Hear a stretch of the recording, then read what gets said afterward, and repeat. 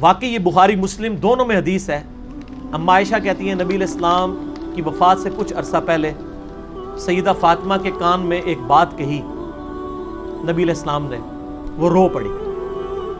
پھر ایک اور بات کہی, وہ مسکرا پڑی. تو میں سیدہ فاطمہ سے پوچھتی رہی کہ مجھے بتاؤ نبی علیہ السلام نے تم سے کیا بات کی تھی, تو وہ اوائڈ کرتی رہی. جب نبی علیہ السلام فوت ہو گئے نا, اس کے بعد سیدہ عائشہ کہتی ہیں میں نے کہا فاطمہ میں تمہاری ماں لگتی ہوں, ماں ہونے کے حق کے سبب جو میرا حق ہے تم پہ, اس حق کے سبب میں تم سے پوچھتی ہوں کہ نبی علیہ السلام نے تمہارے کان میں کیا بات کی تھی. تو انہوں نے کہا ہاں میں اب اپنے باپ کا راز بتا دیتی ہوں. نبی علیہ السلام نے مجھے کہا تھا کہ ان قریب میں فوت ہونے والا ہوں. اللہ نے وحی کے ذریعے بتا دیا. اس پہ میں رو پڑی.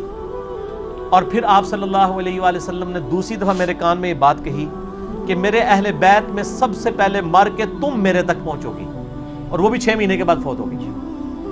اور کیا تم اس بات پہ خوش نہیں ہو کہ تم جنتی عورتوں کی سردار ہو؟ تو میں اس بات پہ مسکرا پڑی. سیدہ فاطمہ کو نسبت کا فائدہ ہوا ہے, لیکن ان کا عمل بھی ہے نا جی. ان کے بچے قربان ہوئے ہیں, ان کا خاوند قربان ہوا ہے, ان کی اپنی قربانی ہے. یہ بات کہنا سوکھا ہے. صحیح بخاری میں حدیث ہے, صحیح بخاری میں ہے. عبداللہ ابن مسعود کہتے ہیں نبی علیہ السلام خانہ کعبے میں نماز پڑھ رہے تھے اور ہم دیکھ رہے تھے. عقبہ بن نبی معیط نے لا کے ایک اوجڑی اونٹ کی, اتنی بھاری اوجڑی نبی علیہ السلام کے مبارک گردن پہ رکھ دی جب سجدے کی حالت میں. آپ صلی اللہ علیہ وسلم سے اٹھنے نہیں ہو رہا, اتنا وزنی. عبداللہ بن مسعود کیا صحابی نہیں تھے یار؟ صحابہ نے جا کے حضرت فاطمہ کو کہا کہ یہ اوجڑی ہٹائی. حضرت فاطمہ نے آ کے وہ اوجڑی ہٹائی. ٹھیک ہو گیا جناب. یہ بات کہنا آسان ہے. حضرت فاطمہ نے بڑی قربانیاں دی ہوئی ہیں, ایویں نہیں جنتی عورتوں کی سردار ہیں. تو صحیح مسلم میں سہل بن سعد الساعدی کہتے ہیں اللہ کی قسم مجھے پتا ہے کہ غزوہ احد کے موقع پر جب نبی علیہ السلام کو زخم لگا تھا تو کس نے زخم دھویا تھا اور کس نے مرہم پٹی کی تھی؟ مولا علی نے زخم کو دھویا تھا. پانی ڈالتے تھے, سیدہ فاطمہ دھوتی تھی. جب خون نہیں رکتا تھا تو سیدہ فاطمہ نے کاٹن کا کپڑا جلا کے اس کی راکھ حضور کے زخم پہ رکھی, تو تب جا کے خون رکا. اسی لیے میں کہتا ہوں بچہ بچہ ہی ہوتا ہے. باقی کسی صحابی کی عقیدت نبی علیہ السلام کے ساتھ وہ نہیں ہو سکتی تھی جو حضرت علی اور فاطمہ کی تھی, کیونکہ حضرت علی کو تو حضور نے پالا ہوا تھا, فاطمہ ویسے بچی تھی. اولاد تو اولاد ہی ہوتی ہے میرے بھائی, اولاد سے آگے کوئی نہیں ہو سکتا.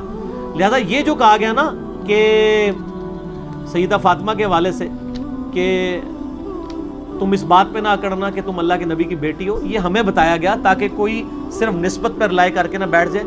اور یہ جملے تو نبی علیہ السلام کے بارے میں بھی قرآن میں آئے ہیں. اس میں پہلے صفحے پہ آپ دیکھیں نا, اللہ تعالیٰ نے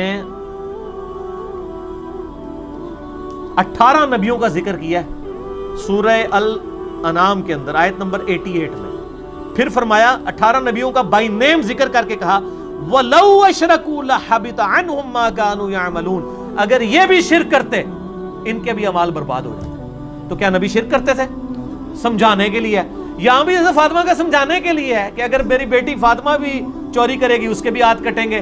اے میری بیٹی فاطمہ اس پہ نہ کرنا کہ اللہ کے نبی کی بیٹی ہو, وہ سردار ہیں. اچھا, اس کے بعد ہمارے نبی علیہ السلام کو مخاطب کیا گیا سورہ زمر آیت نمبر 65 میں وَلَقَدْ أُوحِيَ إِلَيْكَ وَإِلَى الَّذِينَ مِن قَبْلِكَ لَئِنْ أَشْرَكْتَ لَيَحْبَطَنَّ عَمَلُكَ وَلَتَكُونَنَّ مِنَ الْخَاسِرِينَ. اے نبی بے شک آپ کی طرف اور آپ سے پہلے تمام نبیوں کی طرف یہ وحی کی گئی کہ اے نبی اگر آپ نے بھی شرک کیا آپ کے بھی اعمال برباد ہو جائیں گے اور آپ بھی خسارہ پانے والوں میں ہو جائیں گے. یہ بات تو نبی علیہ السلام کو سنگولر کے سیغے سے کہی جا رہی ہے, لیکن کہا سنایا کسے جا رہا ہے؟ ٹھیک ہے. پھر آیا قرآن میں 3 دفعہ, سورہ زمر میں, سورۃ الانعام کے اندر, سورہ یونس میں, قل انی خاف ان عصیت ربی عذاب یوم عظیم. اے نبی فرما دیجئے کہ میں خود ڈرتا ہوں اس بات سے کہ بڑے دن کا عذاب مجھے نہ آ پکڑے اگر بالفرض میں نے اپنے رب کی نافرمانی کی. تو یہ سمجھانے کے لیے تو نبیوں کو کہا گیا, تو حضرت فاطمہ تو پھر بھی بعد میں